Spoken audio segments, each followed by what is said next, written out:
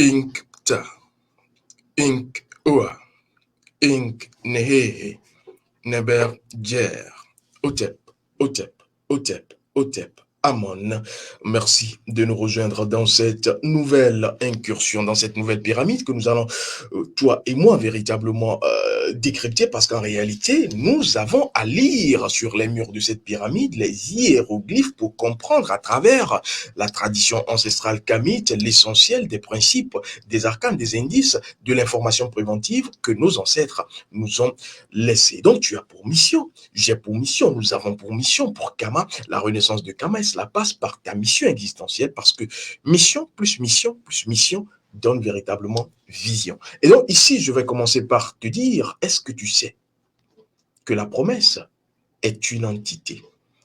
Est-ce que tu sais que la promesse est une entité qui tue? Oui, parce que beaucoup ont fui la terre de Kama, pensant aller se réfugier véritablement sur d'autres terres. Suivez mon regard, que ce soit à New York, que ce soit à Los Angeles, que ce soit véritablement à Massachusetts, que ce soit au Texas, que ce soit à Liège, que ce soit en France, à Paris, où que tu sois, pensant avoir fui, selon toi, la vérité ancestrale que tu vas appeler sorcellerie, tu seras rattrapé. Oui, parce que tu es une promesse. Tu, je dis bien, est une promesse.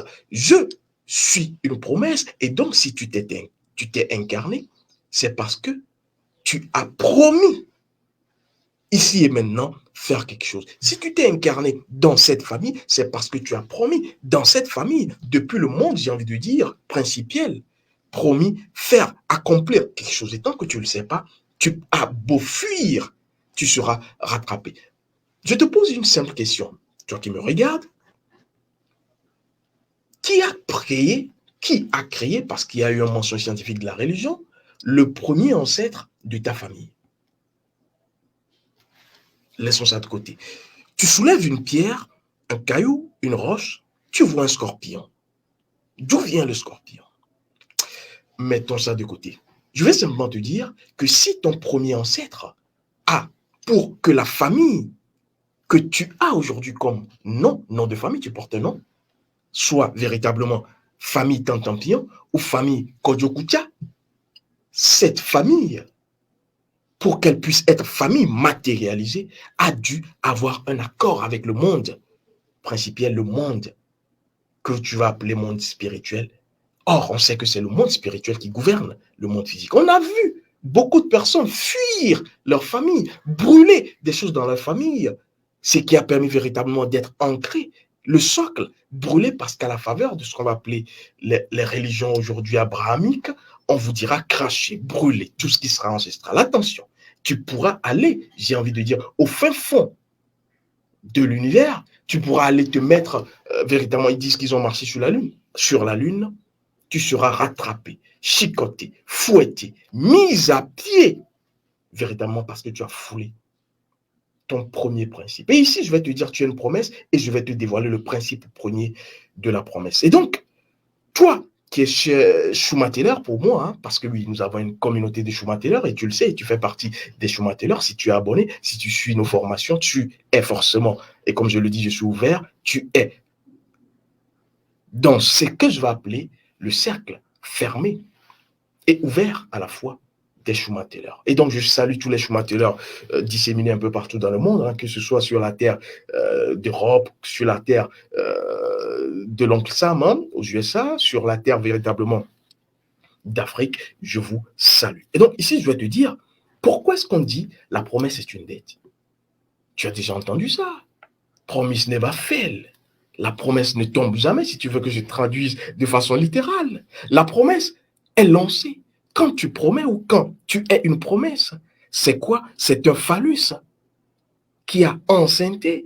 Et tu pourras oublier, c'est comme ceux qui se permettent d'aller enceinter d'engrosser une dame et puis après fuient leur acte. C'est pas moi le père, tu seras rattrapé et fouetté par la nature. Oui, parce que la promesse est une grossesse qui forcément va accoucher de quelque chose. Et donc, au lieu de fuir, sois responsable. Tu peux aller à l'Élysée, tu peux déjeuner avec l'autre, tu peux être dans la Maison Blanche. sache que tu n'as pas encore fui tes ancêtres. Sache que tant que tu es là, la promesse never fail. Promise never fail. La promesse est une dette. Alors, quand on parle de dette, c'est là où ça devient intéressant pour moi, l'arcaniste. Parce que oui, si on vous dit la promesse est une dette, et je le dis dans la plupart du temps, les adages, les images, les sculptures, les écritures contiennent véritablement des secrets que seul l'arcaniste décrypte.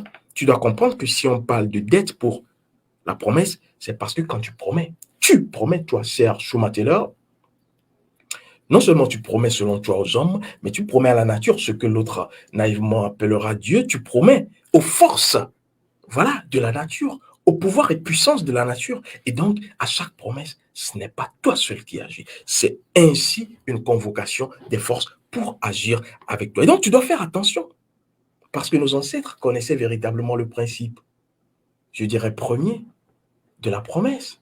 C'est pour cela que nos ancêtres, connaissant le principe premier de la promesse, ne promettaient jamais, je dis bien jamais, et quand je dis jamais, aux hommes. Nos ancêtres ne promettaient pas aux hommes. Tu viendras le voir, il dira, d'accord, j'ai compris, tu me laisses la nuit, je vais réfléchir et puis je vais te revenir parce que pour l'instant, je ne sais pas encore, ça peut se faire, ça peut pas se faire. Il est toujours dans la ligne médiane.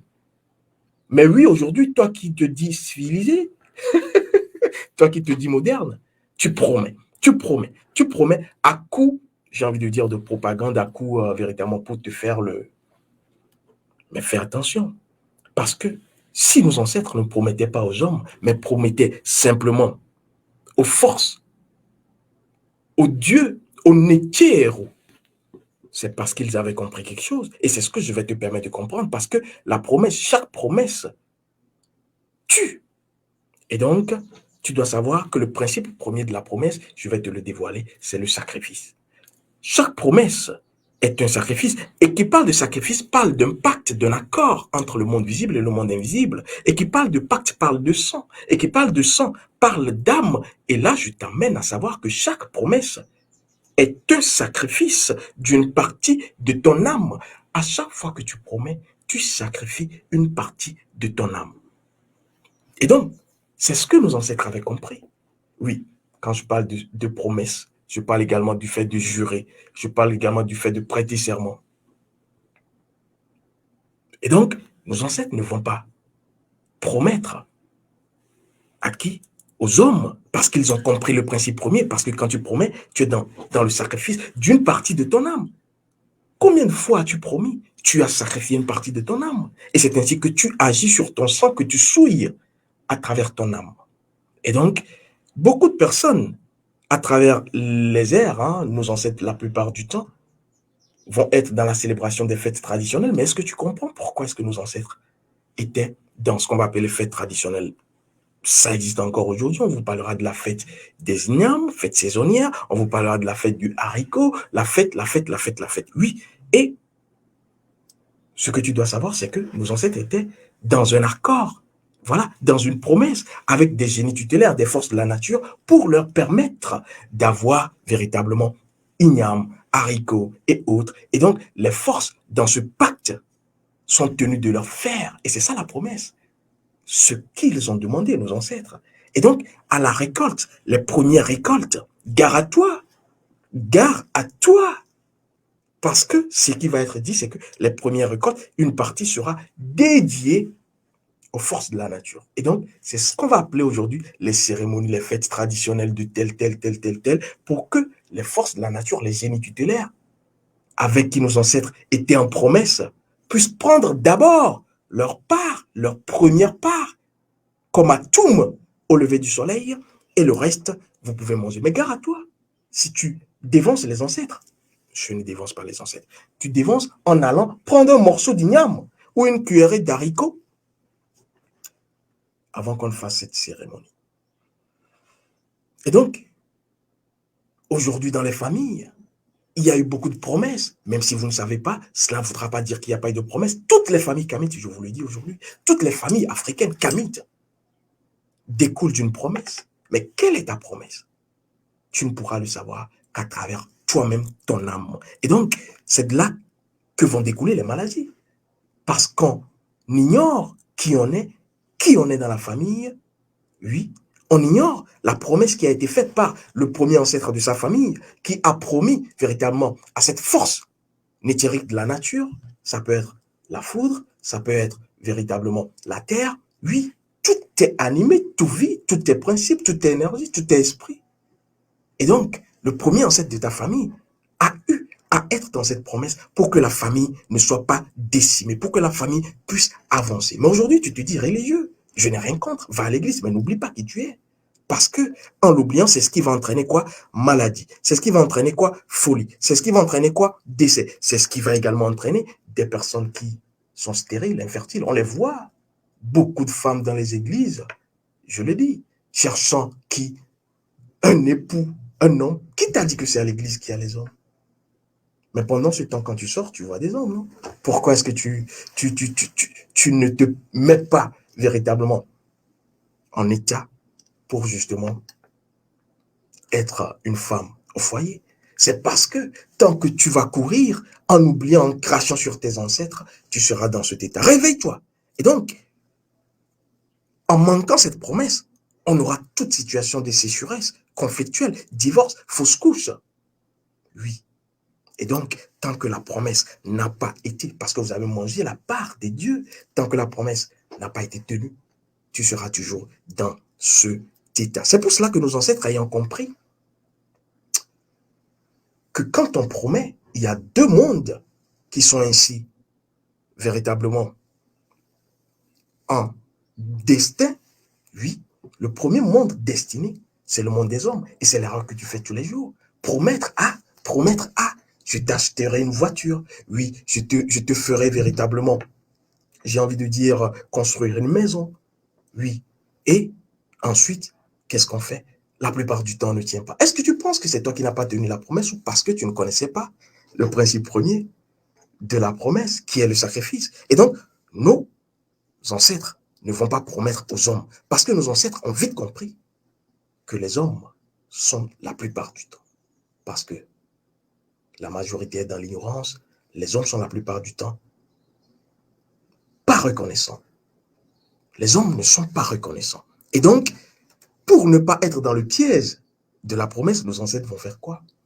Ne pas promettre aux hommes, mais aller directement au deuxième monde, le plus sûr, parce que c'est ce monde qui gouverne le monde physique, qui s'appelle donc le monde des esprits, le monde des forces, le monde où la parole seule crée le monde unique. Et donc, ici, tu penses ne pas tenir ta parole, mais de l'autre côté, la parole est sacrée. Ce qui est dit et doit être fait. Quitte à ce que véritablement, toi tu passes ou tu te passes. Ce qui est dit doit être dit et ce qui est dit doit être fait. C'est pour cela que vous devez faire attention, parce que quand vous promettez, vous êtes ainsi en train d'ouvrir une porte métaphysique. Et ce n'est plus vous, c'est votre âme. Une partie de votre âme qui part en sacrifice. Parce que quand tu dis, je te promets d'acheter une voiture, tu promets à une personne, Madame X, Marguerite, de l'autre côté. Mais en réalité, c'est ton âme, à travers la nature, qui est témoin que tu sacrifies une partie de ton âme pour pouvoir accomplir cela. Et quand cela n'est pas traduit en acte, c'est dangereux. Et la plupart du temps, ça ne se traduira pas en acte. Regardez un peu les promesses politiques ou politiciennes et vous comprendrez. Je vais ici donc commencer par te dire, puisque j'ai parlé de la forme, je vais aller au fond pour te faire comprendre que nous avons pu quêter à travers la science du règne de la conscience. Nous avons posé la question, ô promesse, qu'es-tu? Qu'as-tu été? Que seras-tu? À travers la science du règne de la conscience, nous avons donc pu poser cette question pour avoir le secret du secret de la promesse, et cela nous a été dit. Je rappelle que nous quêtons en langue endogène et nous retransmettons en français. Des fois, la langue française est capricieuse, mais nous faisons l'effort d'être fidèles. Et donc, nous avons eu 6 arcanes dévoilés par la promesse. La promesse dit, et je vous l'ai déjà dit, pour son premier principe, être simplement le sacrifice. Un sacrifice est un pacte. La promesse dit être un pacte. Et donc, tu dois faire l'effort, toi, Schumacher, de promettre aux forces, mais de moins en moins aux hommes. Quand tu jures, je jure sur la terre de la tête de ma mère, je jure sur la tête de mon père. Fais attention, fais attention. Tu ne parles pas de ton père, tu parles du principe de ton père. Je mets ça de côté. Je m'arrête là. Je vais passer au deuxième principe dévoilé par le sacrifice. Le sacrifice dit être quand on ne le connaît pas. Parce qu'il n'y a que deux choses, hein, l'équilibre et la loi de l'équilibre pour la nature. Quand tu n'es pas, on te ramène à ce que tu dois être. Et donc, la plupart du temps, on est dans le mensonge. Voilà le deuxième mot qui est sorti. Pour ceux qui sont sur la côte Togo-Bénin, on parlera de Alakba. Alakba, oui, tu as menti. Parce que quand tu promets, tu mens en réalité. Oui, et même si tu ne mens pas quand tu es de bonne foi en promettant, tu finiras par comprendre que tout sera contre toi et tu seras finalement un menteur. Alakba, Ndjeta, dans ma langue au nord du Togo, on dira Ndjeta. Oui, tu as menti. Et donc, le mensonge est le deuxième principe quand tu vas promettre aux hommes et non aux forces. Et comme je te disais, tu peux le voir dans le monde politique, où le mensonge, j'ai envie de dire, est simplement parce qu'il y a beaucoup de promesses. Tu peux le voir dans le monde amoureux, simplement parce qu'on a un intérêt, j'ai envie de dire, de pouvoir passer à une séance de jambes en l'air. On va pouvoir promettre ciel et terre. Attention, attention, parce que là, va en découler ce que j'appelle la malédiction de la promesse. Oui, parce que derrière chaque promesse non tenue, il y a une malédiction, que ce soit dans le monde politique, que ce soit dans le monde familial, que ce soit dans le monde professionnel, que ce soit dans le monde amoureux, il y a toujours la malédiction de la promesse quand on promet aux hommes. Troisième chose, troisième principe dévoilé par, véritablement, j'ai envie de dire, la promesse dit, quand tu promets aux hommes, être toi qui promets dans la défiance. Dans la défiance, c'est-à-dire tu défies les dieux en promettant. Parce qu'à chaque fois que tu promets, tu n'es plus dans le monde physique, je te dis, parce que c'est ton âme. Et l'âme n'est pas du monde physique. Tu es rentré, tu as cogné à la porte du métaphysique, et ainsi tu es rentré dans un autre monde, et donc tu as défié les dieux. Maintenant, reste à savoir, quand les dieux vont apparaître, quand les forces vont apparaître, quand les Neteru vont apparaître, et te poser la question, qui es-tu pour promettre? Qui es-tu pour déranger notre sommeil, troubler notre sommeil? Est-ce que tu te connais? Est-ce que tu connais ton âme? Est-ce que tu connais ta mission existentielle pour pouvoir défier les dieux? Parce que c'est la défiance qui va entraîner les déviances, les dérives que nous avons aujourd'hui. La plupart du temps, cela vient des promesses. Et donc, il faut se connaître, connaître son âme, son rayon de vie, comme je le dis, son rayon ancestral, pour que quand tu promets, et je sais que tu es intelligent, tu ne vas pas promettre aux hommes. Quand tu vas donc à la lumière de ta connaissance, rayon de vie, rayon ancestral, promettre aux forces, ces forces diront, ah oui, il se connaît.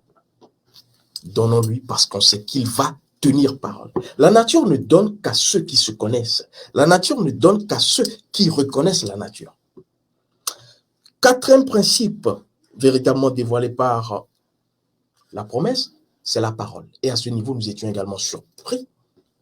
Oui, tout le staff avec moi d'ailleurs, quand on a écouté cette voix qui a parlé à travers justement cette quête et nous a mis la parole comme étant sacrée. Parce que oui, on nous a dit, et la promesse a dit que quand tu promets, d'ailleurs tu utilises ton verbe, quand tu promets, tu utilises ton verbe, ta parole. Et donc, la parole étant tellement sacrée, tu dois savoir qu'à chaque fois que tu utilises ta parole, que ce soit pour une promesse ou autre chose, tu es simplement en train de semer.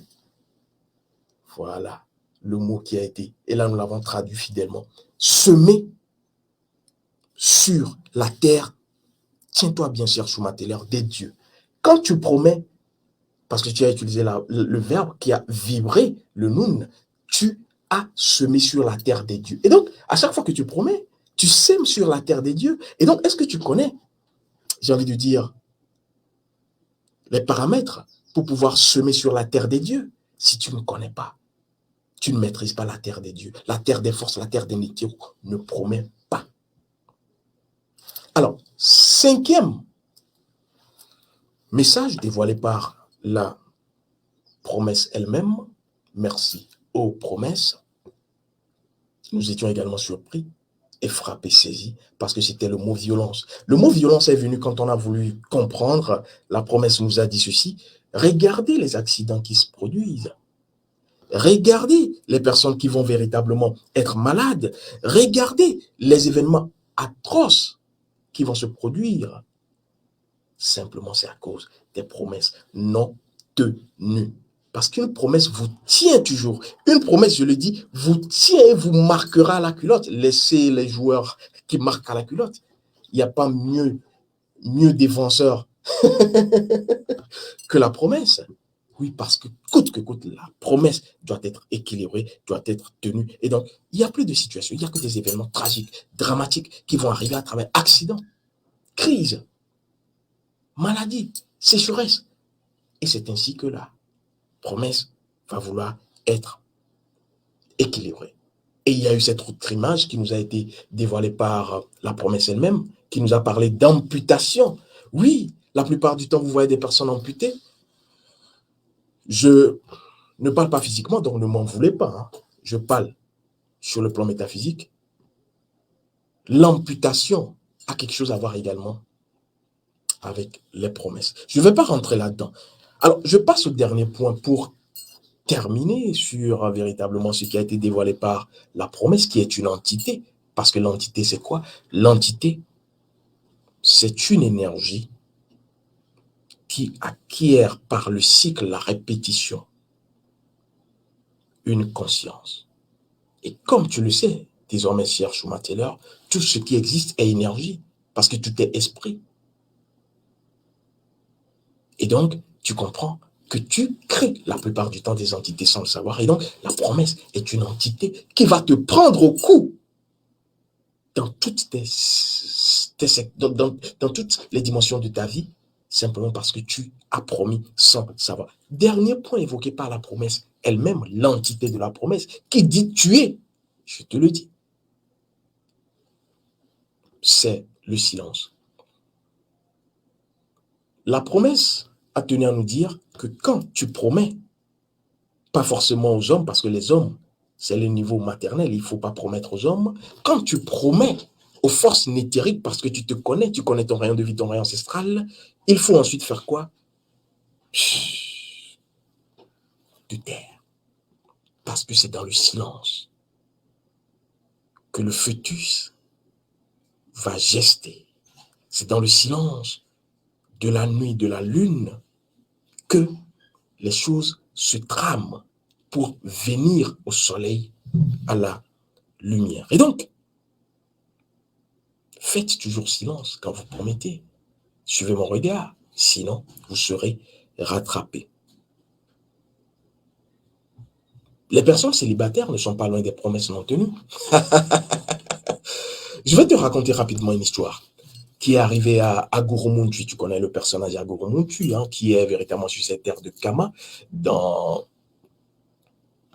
ce village que je ne vais plus nommer. Agouroumountu avait véritablement des parents qui, dans cette science sacrée ancestrale kamite, lui avaient dit, dans cette famille, nous avons ce bois que tu dois véritablement, à travers son principe néthérique, qui est lié à ce néthière, je ne vais pas vous donner le nom ici, honoré. Agouroumountu, disant être civilisé moderne, a mis tout ça de côté. Et qu'est-ce qu'il a fait?